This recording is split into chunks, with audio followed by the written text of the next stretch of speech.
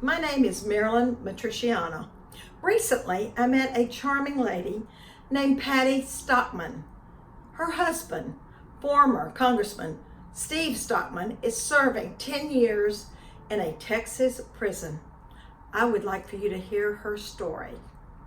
Well, my husband, Steve Stockman, has been burdened all the years that I have known him for the state of our nation. And he's seen it sliding towards going over the cliff.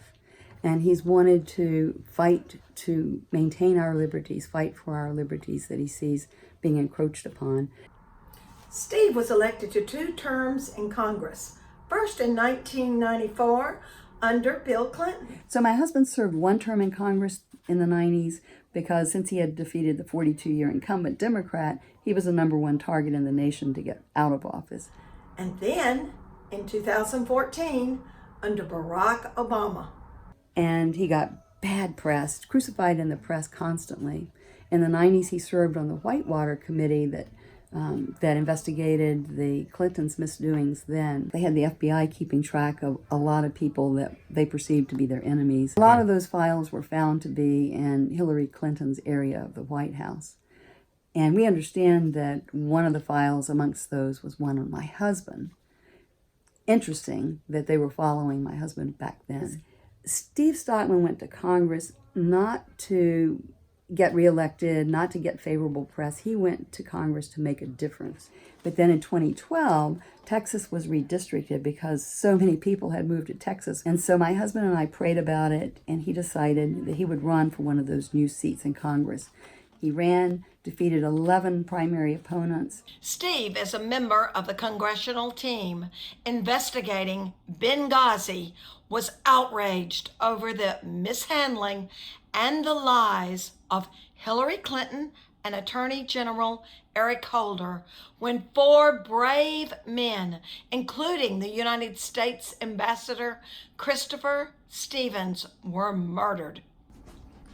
My husband really angered Secretary Hillary Clinton and the left when he unfurled a 60-foot petition of veterans' signatures calling on the Speaker of the House to establish a special Benghazi investigation committee.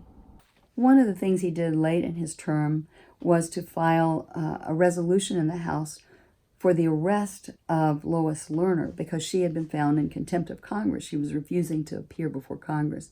Steve went on Fox News, 2 different programs on Fox News, one on the Business Network, and 2 weeks later the FBI was at his apartment door. They had already completed a year of investigation of my husband and a grand jury in Washington that had completed its work and had no indictment. But they had called witnesses from his campaign, from his congressional staff, even a car mechanic from several years earlier who Steve had paid to work on his brother's car. They put a new FBI team on his case, and they went relentlessly. They convened 2 more grand juries that we're aware of, and finally, with a 4th grand jury, after over 3 years of investigation, one of Steve's former colleagues pled guilty to, I don't know what, because he wasn't guilty, but he pled guilty to something and pointed his finger at Steve, as we've seen happen by the Justice Department in many instances as they've gone after our president. But he was boarding a plane to go do some business in Dubai, and he was arrested. And it was an evening flight, and I knew that he was running late, so I didn't expect to talk with him before he boarded. The next afternoon, I got a phone call at work, and it was Steve, and he said, "Patty, I'm not in Dubai." And I said, "Oh, well, okay, where are you?" Because often planes get redirected. And he said, "I'm downtown Houston. I just got out of jail and I need you to come pick me up." And I hadn't known it. He had been in jail all night, and no one who loved him had any idea where he was. Sidney Powell, a well-known defense attorney, says if the Justice Department wants you, they will get you. Of course, everyone wonders what in the world was Steve convicted of? What was he even charged with? The indictment was so confusing and convoluted, we couldn't even sort it out. The day after Steve was arrested, he stood before a federal magistrate, and she instructed him to have an attorney, I think 3 days later. And he said, "That's 3 days from now." And she said, "Yes, you better get hurrying." I was stunned, but not surprised, because we knew that the Justice Department had been investigating him for years.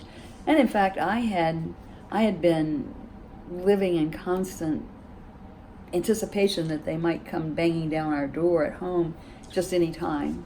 It had been just incredibly stressful several years, just not knowing when the shoe was going to drop, because it was very clear to us they were not going to give up until they got my husband. I actually asked for a court-appointed attorney because we had exhausted all of our resources prior to the time that he was indicted and arrested. While we knew he was under investigation, we spent all of our available resources, all of Steve's retirement, all before he was even arrested. So this has been incredibly trying and just breaking of us personally, which of course is what the Justice Department does to conservatives. I believe it's essential that we, as freedom-loving Americans, do everything we can to get this righteous man released from prison. Congressman Steve Stockman is a righteous man. He is a just man, and he fought for this country in a way that you can never imagine, for our Judeo-Christian values, and that is what has happened to him. The far left has planned and schemed to get him put away. Now he has been fighting, even while in prison, he has been fighting for things that you and I cannot even imagine, in ways to help our country. But he has got a 10-year sentence, so we need to get in now. His wife has been fighting, but she has huge legal fees, and we need a retrial. So please contribute, please be a part to help him and free him from prison. And remember, my friends, nothing is too big and nothing is too small.